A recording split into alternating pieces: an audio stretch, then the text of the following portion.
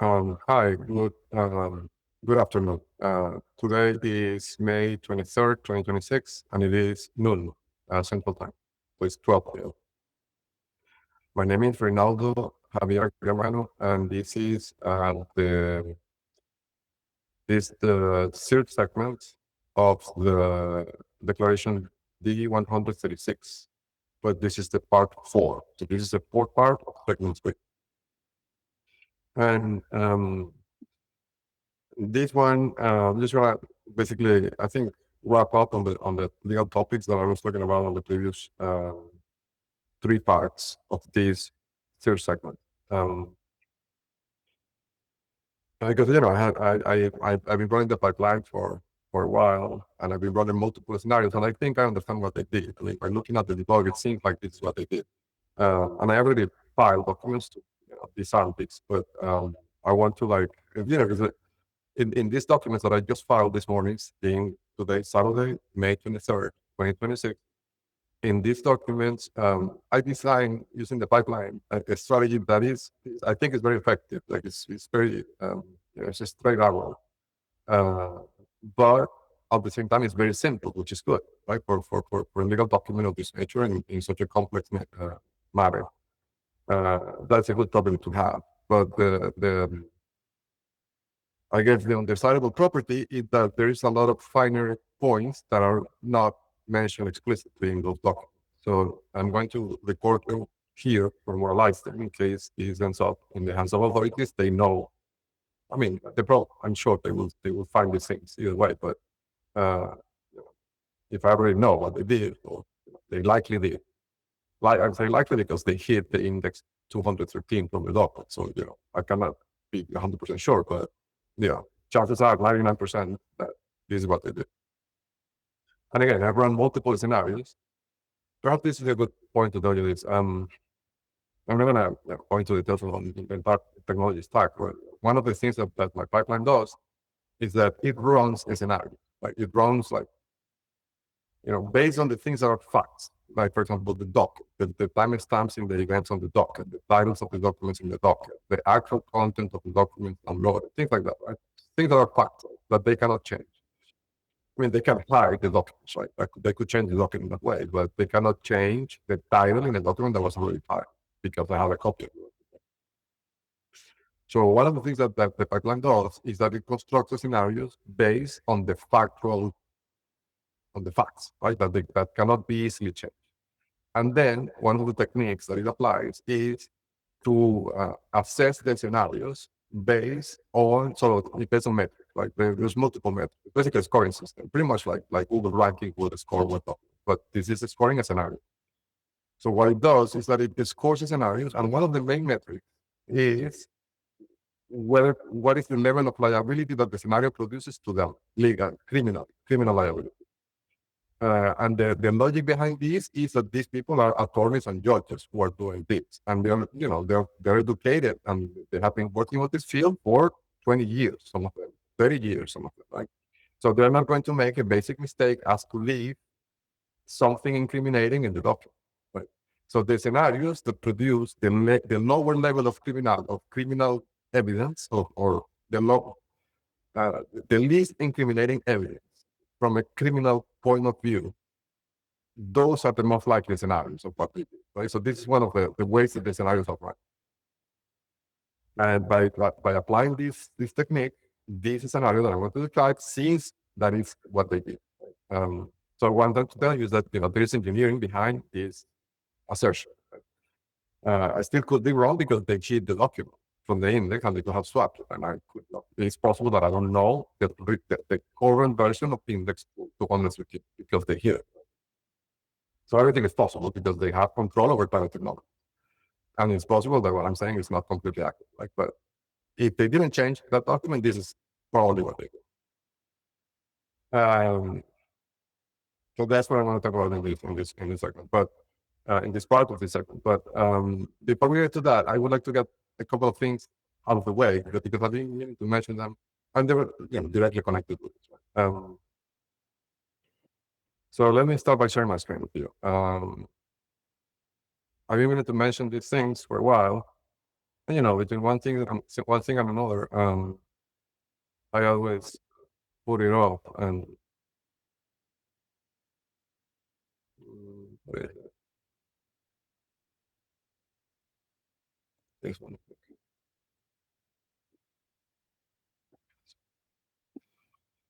Okay. So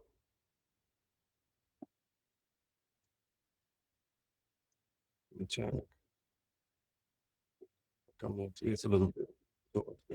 Okay. Yeah. So if you go to Lake States, um,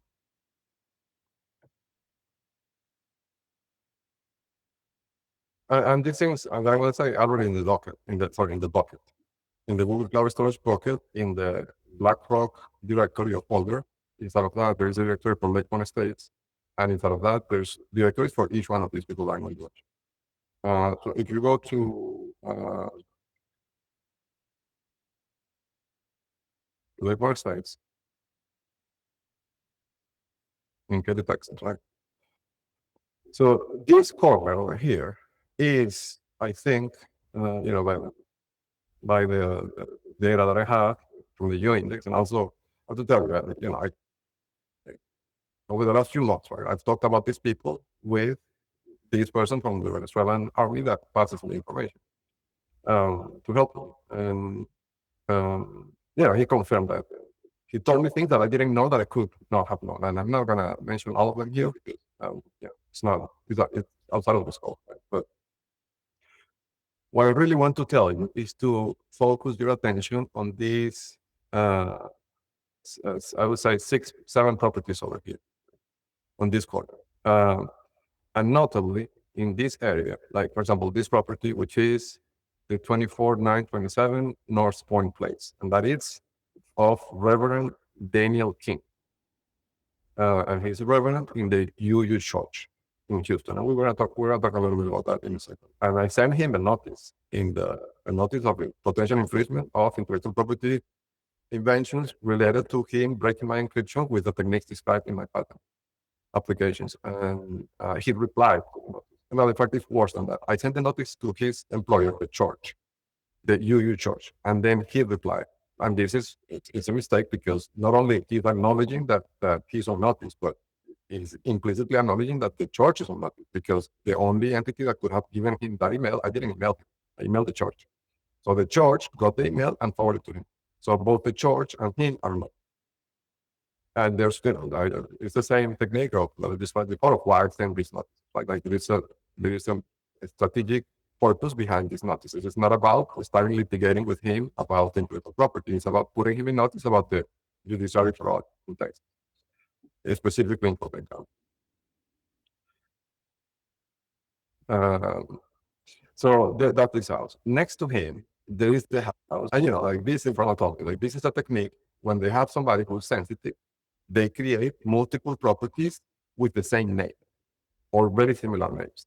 And there's going to send here like for states. And the idea here is if he gets caught, not necessarily because of this thing that's doing in my case, but in any case, right? Like he's a dangerous person right? in this aspect, in this network. He's a prominent attorney in family law. And as you can see, family law is the main vector of attack that the CCP is using to subjugate everybody. So the technique is that they create two houses, right, with the same last name, Clark. And if he gets caught, then he will say, "Oh no, I don't live here. I live in the other house." That's not it. So that's the technique. But in this case, there's two houses in Lake State that have the last name Clark. One is that house. So this one is the 24911, and note the 911. That magic. That's what we're calling the business of information retrieval, a jackpot engram. That jackpot engram is what allowed me to find the brother of Suleiman Villavizar, Modelo Villavizar, using Python software, right? Software within Python. So, I mean, what I'm trying to tell you is that this 911 thing is so much a thing that it allowed me to find the brother of Suleiman Modelo Villavizar, who is living under an assumed alias, 25 miles away from here. So, yeah, please believe me that 911 thing is important. And so the other house that is also registered to somebody, well, was, I think they changed the registration, but in the booklet that Bill Denning gave the company when the company purchased this property, there is another house by another person by the name of Clark, which is this one, this other code. 24922. Now, it's interesting that the termination here is 22 and the other one is 11. So this is 11 multiplied by 2. I have a kind of a prototype of a pipeline that I want to run, but I haven't run it yet, to look for this, right? To see if there's people with the same, houses with the same registered owner, or very similar last names, right? In which the termination of one is a multiple of the termination of the other. Right? Because this could be, because in some ways, this is a systematic system that they have. It's something systematized. They have to be able to tell by software that this Clark is really the other Clark. Right? That this is the alter ego of the other Clark. And the software needs to make this connection only using public records, because they're not going to create a relational database to report this relationship for all this reason. So there has to be some way, by only looking at the public records that they have, some way that they have, that by only looking at the public records, they can make these relations. Something similar to what I described with the photographer, right? It could be using public records, or it could be using the internet, like a particular website that, in a way, encodes the fingerprints, like the photographer that we described before. Same idea, right?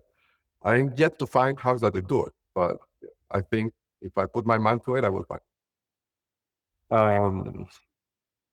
So anyhow, he's important because he's a family attorney, and as you can see, the family attorneys are, they work, right? They work, and not only that, he has been over the last year one of the main people that have been working on this case, to coordinate Troy Pickett and William Carl Adams. Like, he is one of the people behind the scenes, like one of the people high up that coordinate the strategy. So what I did, after I filed that document with the First Court of Appeals and then with the Supreme Court of Texas, that has basically, a lot of evidence, even photographic evidence of the Moleros, right? And the bank accounts in the Netherlands, things like that, right? I sent him a copy, asking him to represent me as a family. He's a family attorney. So I approached him, not accusing him. When I approached him, I basically asked him if he would represent me, and I sent him the document, right? So now he's acknowledging the document, and he has a reply to this prospective client that is desperately looking for representation. And then next to him, you have Trevor Miller, right, who is a prominent partner at a law firm in Houston that works in intellectual property, and that represents Huawei, the Chinese company that has been accused of espionage many times in the US. So you see, you have in these three houses, three attorneys contiguous, one next to the other, right? And in front of Daniel King, you have the house of Robert Mueller, who is a former director of the FBI. So in these four houses, you have a cluster of one former high-level DOJ official and three attorneys in three different branches of law that are very important for the Chinese Communist, for the Communist Party. Right? So this is a weapon, it's obviously. But not only that, it's a nuclear weapon, because King also has a special property. He is not only an attorney, he is also a reverend in a church. Reverend, because in the US, the interactions with a pastor or a religious, I think the designation, to be honest, I haven't researched this to give you the accurate terminology here, right? I'll tell you what I remember, but I think the designation is religious, spiritual guidance. I think is the standard. Like it doesn't have to be a church from the Catholic Church, right? It could be somebody who gives you a spiritual advice. But this thing, the communications with that person, if that person is acting as a spiritual guide or a spiritual, I don't know what's the designation, is protected by the Constitution. The secrecy of that communication is protected, constitutional. So this has the highest protections against subpoenas, interrogation, things like that, that anybody could have. And not only that, he doesn't, not only has that, but he also has the protections given by the secrecy of the attorney-client privilege. So he has the two things, right? So he could potentially talk to one person as being a priest, and then go talk to another person being an attorney, and these two people could be conspiring, and he's not obligated to disclose any of what he talked about to at least the one that he was acting as a priest to the authority, even if he's compelled to talk. He can say, I was acting as a priest. So this is really a nuclear weapon. As you can see, his position right in front of Mr. Mueller, right, of his house. So this is, his concern, right? But also it's an opportunity because this thing is probably templated, right? This is not something that they did a one-off here in One State. I'm talking about the Communist Party of China. They probably have this setup deployed in many hubs in different parts of the country and in different parts of the world. So it should be easy to find houses that have registered to people that are attorneys and are contiguous, right? Like 3 houses of 3 prominent attorneys. And especially if they are located in front of somebody that either is a former DOJ or a former law enforcement, like Trevini. Like in this same house, I think one of the houses, I can't recall exactly which one it is. I think it's this one. The 24826, North Point Place. Katy, Texas, 774. That person, the first name escapes me, but the last name is Trevino, and he's a Houston police officer. I think he's been there for 20-something years, 28 years, something like that. And I sent to the Houston police another notice of infringement, naming this property occupied by this police officer as an extra, and they haven't replied to me. And this is serious because this notice should have gone to the entity that represents the police department of Houston. This should have gone to the district attorney of Houston. I don't know, like Harvey County, I don't know. But this should have gone to the Department of Defense, the police. And when the Department of Defense, the police, sees this allegation of systemic corruption on the foreign county courts, they are obligated to report. So, but you see, this clusterization of prominent attorneys in these specific 3 branches of law, family law. To be honest, King, I don't know what is the specialty that he had before becoming a rebel, because now he's acting as a rebel, right? But anyway, the informant also told me that he thinks, he's not completely sure, but he thinks that the mother of Zuleima Molero Villamizar, whose name is Zuleima Villamizar, with Z and I, right? So Culeima. Her mother goes to the church and has talked to him. That's what he thinks, but he's not sure, right? So if this is the case, it would explain how this works. So basically, if the mother is in a situation like this, right, where they can't be seen in public together because the authorities could get a sense that they are related and that this is indeed what they're doing, right? So one way that they can communicate or pass messages or pass even physical objects is by the mother going to the church, the UU church, talking to the reverend, right? And then the reverend comes to One States and then delivers the messages via short range to one of the houses, and then that goes to another house. And in 2 or 3 hops, they can get the messages to her, right? What she was doing in this property, for example. And then if things, go kaput, and he gets interrogated, he will say, I cannot talk about Mrs. Villamizar, the mother, because I was acting as a spiritual leader, right, or a spiritual guide. So that's the TTP, right? But the most interesting thing is that they take the step of setting up this situation in which the communications of this person are protected constitutional, right? So that gives you an idea of how sensitive the communications that can be. And that's why he replied to the note, right? He replied to the note, and the reply is kind of funny. Like, he didn't get into the argument of the encryption or to the breaking of the encryption and the espionage and any of that it's directly mentioned in the application. But basically what he said in his reply was, he was making the point that he's not him, that he is not the person associated with that property, that he is another Daniel Kim, the reverend. Right? And he said that he's a reverend and that he's no longer employed with the church. So he's publicly in front of in this email that he's sending, he's cutting ties with the church. And he's no longer employed with the church. And he's not that person, that he lives in an apartment that is a low-cost apartment complex somewhere in Katy or Houston, I can't remember. But he had nothing to do with the $3 million property. But so that's what he sent in the email. So the email wasn't really to reply to my notice of potential infringement. The notice was to, first cut ties with the church to protect the church, and secondly, to deny that he has any validity to that problem. Right? Um, well, I don't know, that's interesting. Yeah. Uh, but then next to him, you have Robert S. Clark, like his name, and he goes by Bob Clark. And I put a photo of him in the pocket. He's so involved in all these campaigns that they've been doing that I want to show you what he looked like.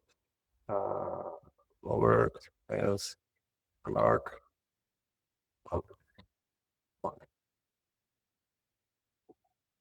Yeah, so it's this the Clark law firm, right? Um,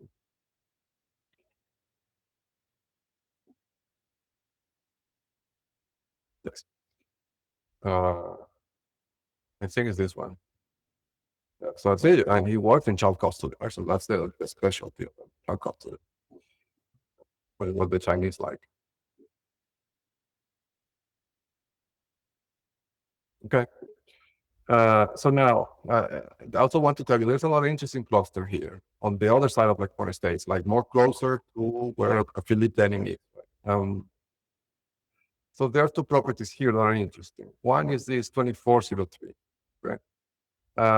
And this 2403 is of somebody called, I think, is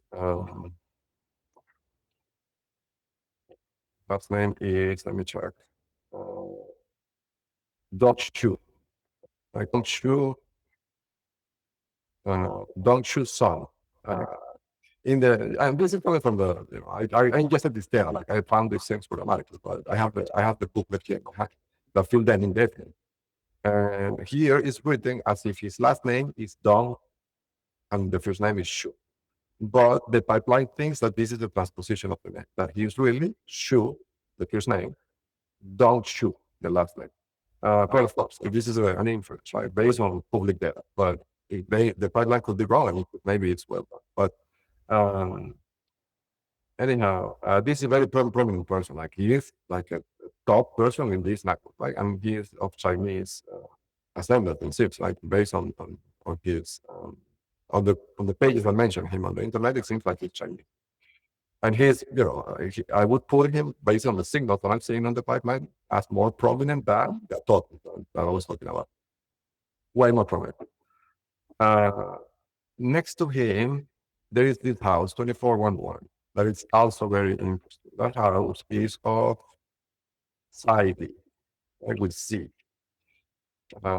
Saidi, his name is Sia. So he sounds, I mean, I don't need to, be profiling names, but it looks that um, I haven't looked into in the pipeline to see what I have for these, but let's see what is in Google.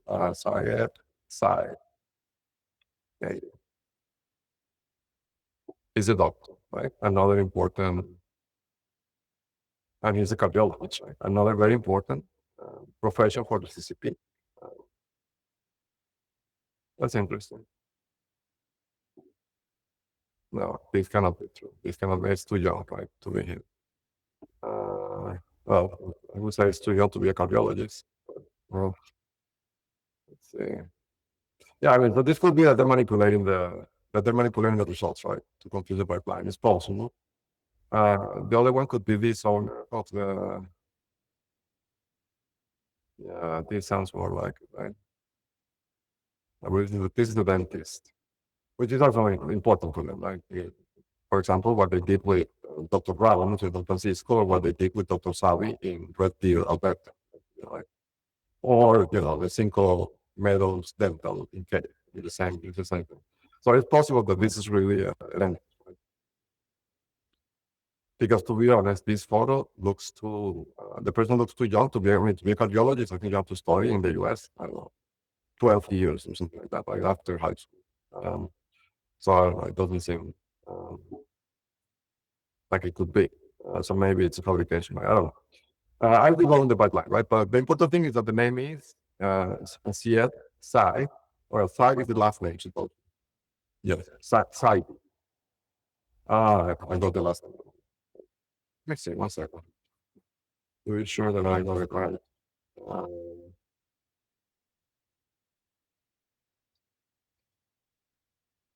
yeah, it's silent. So I'll cut the part of the video, not mention both names. Okay. So it's a doctor. Well, it could be also, I don't know. I have to check the video to see what I type, but it's possible that Google autocorrected it to the wrong name, right? This is something that nanotechnology does often. Like, for example, at some point, they were autocorrecting, what's her name? Cat, the trainer. It's called in one of my previous equations, the running coach that I was employing in 2021, 2022, they also did this thing. Like, well, if you search for her, you will find another person, automatic. Like Google would redirect you to the other one. So I don't know. I have to check what is exactly that I did. But uh, this one that does match the first name and the last name is an MD and it's an internist. Okay. So it's possible that it's this one. Um, and it's a primary care.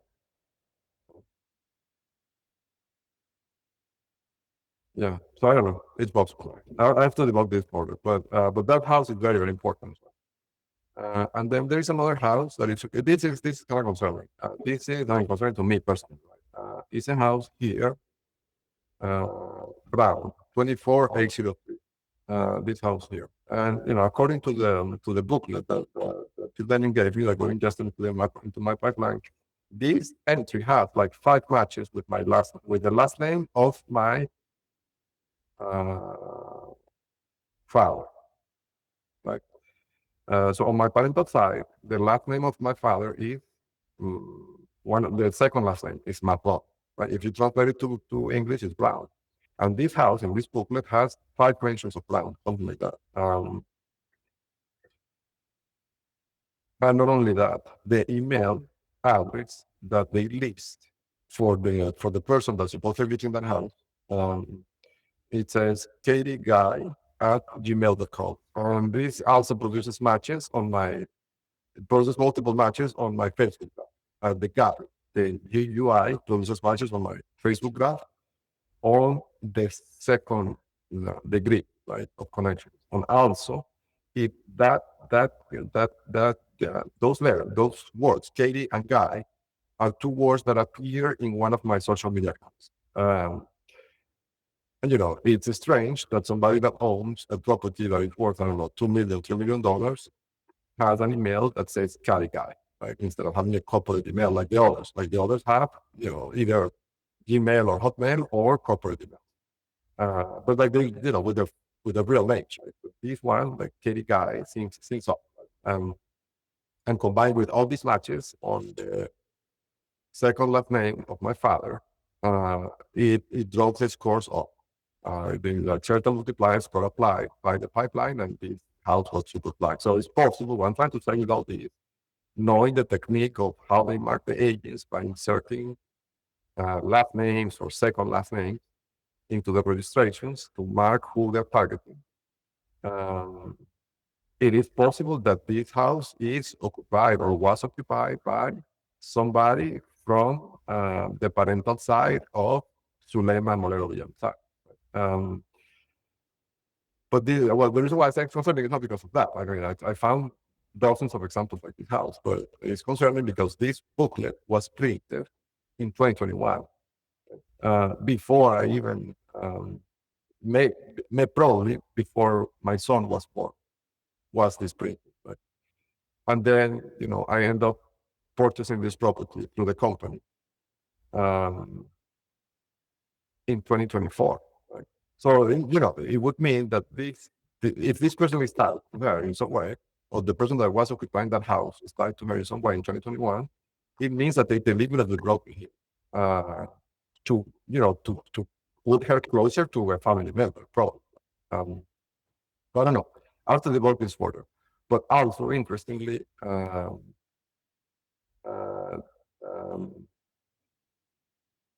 names, because that's one theory. Like the second theory, and I don't know which one is the correct one, but the second theory is that this could also, there's a person told me that is prominent that has the name William Brown, I think. Um, yes, or Bill Brown. And it's possible that this is another attorney, right? But it would be odd for an attorney to put an email there, because attorneys are very conscious of their image, right? The public image. To put in that booklet, katieguy@gmail.com. I don't know, sounds odd. For an attorney, right? That owns a $3 million house. Sounds weird. So yeah, I would think that is more the first thing, but I'll debug it. I'll debug it for you to understand what exactly it is. But this cluster over here is important and is combined with Cooper, who is on this house, which is the 2810 Boulder Lake Court. Yeah, so this is another mini cluster. It's not as prominent as the Mueller, King, Clark, Miller cluster, right? That is the weapon. Like that cluster over there is the weapon against anybody in Houston. It's the nuclear weapon in a way that they have. This is not that, but it's close. So I want to give you that. So we're going to step away from this topic for a bit, and I'm going to go to what the pipeline thinks that they did. Right? What is the scenario that wins in ranking in the way I was described before? If you score for evidence or potential evidence of criminal liability. So remember, the last thing I mentioned before was that they disappeared the index 213. It's no longer in the document. You see, it jumps here from 2012 to 2014. Before, the 2013 used to be, when I downloaded, and I have a copy of the document, and it's included in the file that I did this morning. It used to be a proposed order that was not signed. Proposed order for capias and for setting of bond. That is what it used to be. And then 214 is the actual cap, the actual order to put me in prison. Okay? But the 213 is gone, it's missing. Now, in this scenario, I'm not going to run through all the scenarios. I'm going to just run through this one, right, which is the most likely to win in this way. If you see this entry on 5/15/2026, so May 15th, the next day, it says the court signs the capias. And it's initialed by the judge of Cartoon Fair. Okay? And now, a week later, on May 22nd, they enter an order. But the order they enter is not the capias that is signed on 5/15. The order they enter is the order for capias and setting bond, which is the signed version of the index 213 that is now gone from the document. It's disappeared, right? And if you click on this, sorry, I lost the session time. Yeah, that's a cookie that expires, and then you have to do it again. But if you download the document on itself, so this is index 222, which is a signed order, right? And it says that it's an order in the document. So if you read the document, in the document it says that it's an order for capias and setting of bond, which matches it would match index 213. In fact, let me show you that. So, you have no doubt that I'm telling you the truth. Right? So if you go to this folder, the BlackRock folder in my Google Cloud Storage bucket, and then you go to the Texas Store of Appeal, and then you click on habeas corpus petition, and then you go to the 387 docket status. Right? If you click in any of the docket status on May 15th, for example, let's do that, right? Like, so right before that, those things were created, you will see that there is an entry to 13 that is in there. It's here. Right?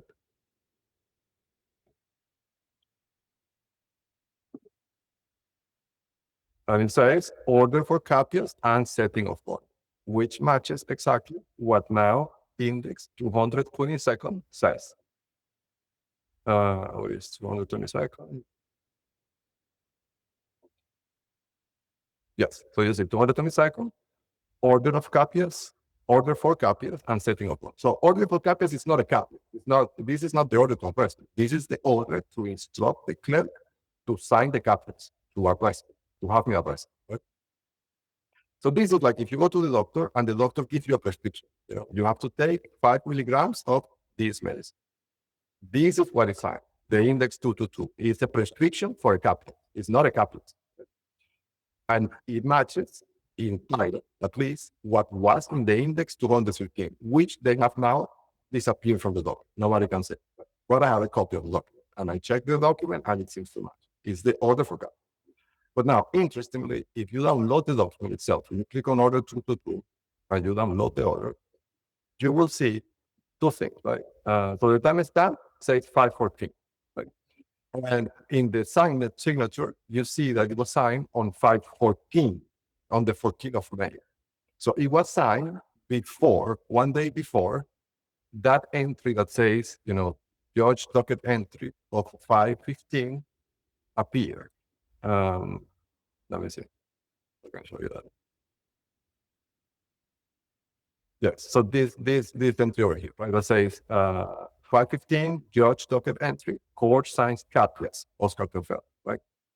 Initial OT. So, but the order that is now downloadable on 222, index 222, is not the Caprias, it's the order for Caprias. And the date is 514, not 515. So it's one day before. So the theory is that they sign the order for Caprias on the 14th. And what this other entry is referring to is not to the index 222. It's another order that they have signed, which is the real Caprias. They have the Caprias already signed, and they did sign it on the 15th. And they have it, but they haven't entered it, right? But they have it on their hands, and they could seek enforcement of that thing because they have it. And not only because they have it, but also because if a police officer reads this docket, they will think there is a capias because there is a thing that says that the capias was signed, right? And then there is something that says order for capias. The police officer is not going to understand or could get tricked. I mean, maybe he knows, right? But he will say that he was tricked. And he could make a mistake and come and arrest, although the real order is not in the document. And this is dangerous for two reasons. One, because they are creating a situation in which I could be arrested by, quote unquote mistake. And then if I go complain, they will say, oops, it was a mistake. Sue us for civil damages, but it was a mistake. So that's the first reason why it's dangerous. But the second reason why this is harmful, really, to me, is because I don't have a copy of the capias because it's not in the docket. The proposed order was disappeared, and even that was not signed. And the one that was signed on 515, they have it, but they haven't put it in there, so I can download it, and they haven't served it. And because of all those things, the result is that I don't have a signed copy of the order. And because I don't have any signed copy of the order, I have no recourse against the order. I cannot appeal it, even if the courts of appeal wasn't compromised, but I couldn't appeal because I don't have the copy. I don't have, any way to go and file it in the Supreme Court of Texas because they didn't give me a copy. But yet it's enforceable, you see? But the most interesting property of this setup is that if you see and you analyze what I'm telling you, you will see that there is not one demonstrable criminal act in this sequence. Because the order for capias is nowhere to be found, signed by the judge. So nobody could prove that the judge actually committed that crime of imprisoning the whistleblower that reported him to the IRS. Because there is no document with his signatures or with the clerk's signature, right? That what do you call that? The crime wasn't perfected in a way because the document that has the signature of the clerk is hidden somewhere and it's not. So that's the first thing, right? So that it makes it unappealable, and also makes it so that there's no way to prove. I mean, they think right that there would be no way to prove that they're doing it.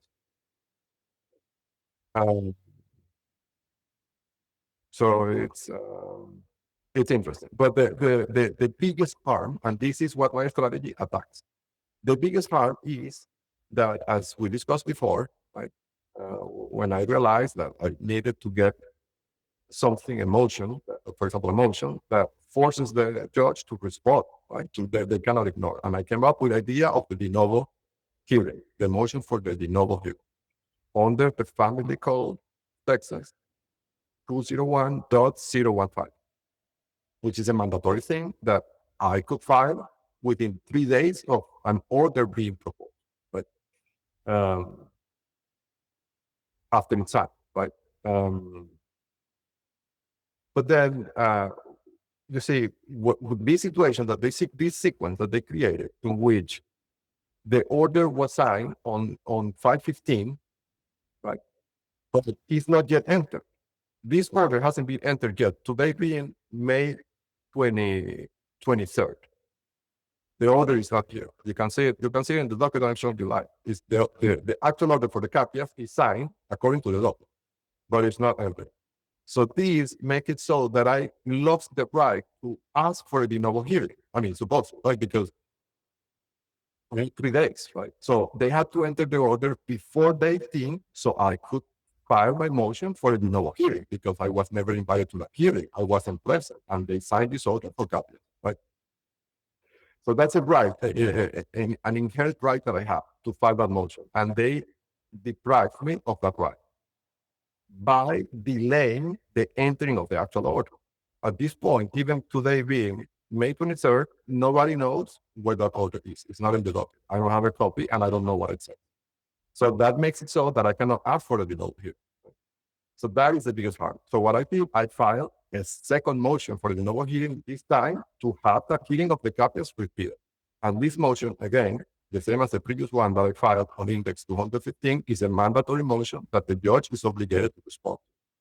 So this creates a dangerous situation for them because they just cannot ignore this motion, right? It's a mandatory duty that he has to address it. And of course, I know everyone is going to ignore it because in the same motion, I again ask him to clarify what is his position regarding the stay, the automatic stay that is in place because the Supreme Court of Texas has not ruled on my still verified motion to review. So he cannot cherry pick from the prayer. Like if you're gonna reply, he has to reply to everything. And now this is a motion that directly interacts with the caveats that they have here, right? So this is not a de novo motion, a motion for a de novo hearing for something of 2025, right? Which happened months ago. Or this is a motion for a de novo hearing for something that happened 7 days ago. And that is directly threatening me, my liberty. Right? They could have blessed me with this hearing order. So she is obligated to respond to that. Now, if he doesn't respond, then this would be 2 occasions in 2 different orders that were created and never served, and I wasn't invited to the hearing, in which he has ignored his mandatory duty of addressing this de novo motion. And the mandatory nature of these motions is specified in the Texas Rules of Procedure, of civil procedure. Like, so if he's ignoring his mandatory duties, there's no other, twice, not only one time, but 2 times. There's no other conclusion but that he's abdicating, no other conclusion that you can drop on this other than he's abdicating to his role as a judge. And that gives me the right to ask that he's removed from the case and that the case is assigned to a visiting judge. And I make this request today, May 23rd, 2026, to the Supreme Court of Texas in the petition for habeas corpus. And in that document, I put together the 2 as appendix or an appendix. In an appendix, I put together the 2 separate motions for the novel hearing. The one in index 215, and this other one that I filed today that doesn't have an index yet because it's Saturday and it hasn't been processed. But I filed. I submitted. So there's now 2 occasions in which I have asked for a de novo hearing to repeat the hearing to which they didn't invite me, and that caused harm, and that produced an order that caused actual harm. And if he doesn't reply to the 2 of them, then it wouldn't be 1, but it would be 2 instances of it. And I have another one. I haven't filed this. I have the document already prepared. I haven't filed it because I don't want to dilute the conversation, the threat with the Supreme Court of Texas on things that are not threatening my liberty, right? Which is the issue of the habeas corpus. But there is another one that I will file after I get rid of the habeas corpus of the capital, right? But the other one is that hearing of September 8th. Because in that hearing of September 8th, they scheduled the hearing on September 8th. That was for the temporary order. So if you go up to September 2025, like 09/2025, yes, temporary order hearings. It's right after the index 44. right? And I was at 9 a.m. And they kept me there the whole day. Like I described the entire thing that happened in that hearing, and all this while they were challenging my mental capacity, like with the secret TRO of the index 7 and index number 8. That they have two versions of it. The same thing that they're doing here, but they have one version here, right? From which is the one that they use to take the child and secret the child for 50 consecutive days on March 28th, 2025. So anyhow, they were challenging since March 2025 my mental capacity. Yet this judge felt fair, makes me go through a hearing, acting pro se with an authority and without naming a representative to represent me, because if I'm crazy, according to them, I cannot represent myself. How could he allow me to represent myself? So that's a tremendous violation of the process for itself. But the novel hearing that I will ask for after I get rid of the capital is because after this hearing of September 8th, they scheduled a follow-up hearing on September 11th, right? In which he pronounced the orders verbally. But the orders were not really signed until October 15th. This produces the same situation in two ways combined. The first one is on the hearing on September 8th, they scheduled the follow-up hearing for September 11th, leaving less than 3 business days in between. So effectively, they stripped me from my right of asking for a de novo hearing for the September 8th hearing, but in no practical means. So I can ask for it now because the clock never started. They precluded me. They caught my opportunity to ask for the de novo. And then on the hearing of September 11th, they pronounced the orders verbally, but they didn't really sign them until October 15, when the court was on the mandatory stay as well. But besides that, they also, by doing that, by creating that delay of, I don't know, 5 weeks between the verbal order and the signed order, that delay of 5 weeks makes it that I already lost the 3 days window to ask for a de novo hearing for the September 11th. So now I can ask for that de novo hearing for September 8th and for the one for September 11th, rendering the 2 hearings invalid. And that is important because that hearing is what at the end produced the temporary orders that they're using even today on May 20, until now, until May 2026, to have the child kidnapped in this way with this order, right, with this board order. So the 2 hearings, I can invalidate them using the same motion for de novo hearing technique, which I will do, but I will do that after the capital because I don't want to dilute the argument and make this about a custody dispute. This is about my liberty, right? It's about the capital. So I'm going to leave it like that. After I get rid of the capials, I will proceed in this way. And I have the documents already drawn. So with that, I'm gonna close this segment, but I also want to tell you, there is an area. So yesterday I went with my brother, like, because he's driving me around because I can't drive my car because of the situation of the capias that is not really a capias. Now it's not even a capias. It's an order for capias, but that looks like a capias. Right? It would look like a capias to a police officer, but it's not really a capias. It's an order for capias and for telling of money. So anyhow, he's driving, right? So I don't have my instruments with me. I knew where I was going, but I was kind of doing it visually, right? Manually, I had already debugged the thing before, but I didn't have all my equipment and everything. So the observations are are now I don't have the debug output. That's what I want to say. But there's an interesting area over there. It's where the Iman Academy is, next to the West Park, totally. There is a road, a street with it that is called La Concha. I would recommend authorities look into that. That street is very important. And La Concha also has a semantic meaning in Venezuelan slang that translates loosely to a place where criminals hide. And then, I'm not saying look at that because of that. It's just an interesting little thought, right? But that street is very important, very interesting, and I recommend that you look into that. Next to that street, there is a thing called Fun Place, in which it's also a huge operative hub of this network, and they have hundreds, if not thousands, of cards stored in that area. And also, there is something called the King's Academy, which we all know at this point that things that have themes like king or royalty are important things, and Not only that, this place is heavily marked in the index and has a bunch of other features and properties that made me go there. So I would recommend looking into that. And there is another place. Let me see. Let me see where it's at. Uh,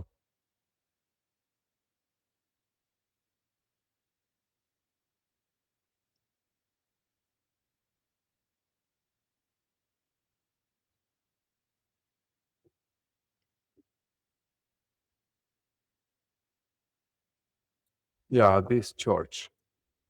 This is a very important place. For this one. The 5700 Eldridge Parkway, Houston, Texas, 77494. Yes. So I